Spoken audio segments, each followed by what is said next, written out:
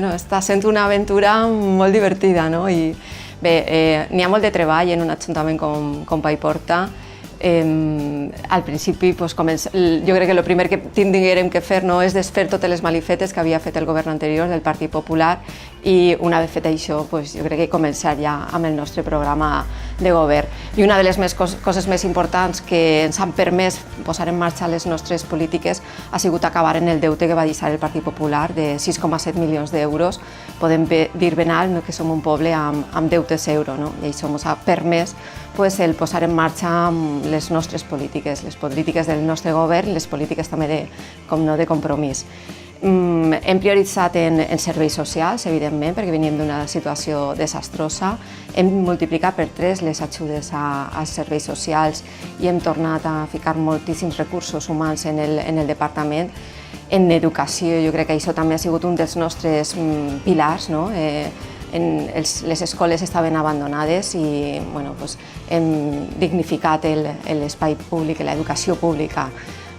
Tenim les escoles ja, hem pogut escometre moltíssimes obres que eren molt necessàries. N'hi havia col·legis que inclús els banys d'infantil eren molt defectuosos i hem pogut posar en marxa amb aquestes mesures el revertir el que s'havia deixat.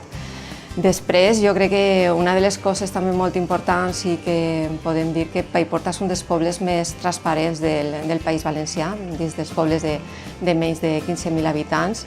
Estem en el top 10 dels pobles més transparents i continuem treballant en aquesta línia. És important que la ciutadania estigui informada per a que després pugui ser partícipe i pugui col·laborar en les polítiques que nosaltres també posem en marxa.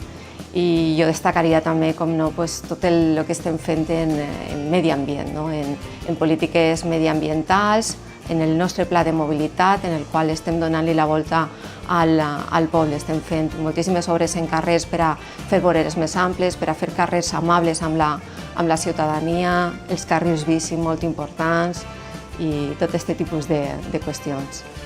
Jo crec que el pas de Compromís i el nostre pas, el meu pas com a alcaldessa en el govern de Paiporta, pense i espere que hagi sigut important per a retornar la dignitat a la nostra ciutadania i per, com dia un poc, per revertir tornar a les polítiques socials i a les polítiques enfocades en les persones, que el nostre poble sigui un poble molt més habitable, molt més verd i molt més amable.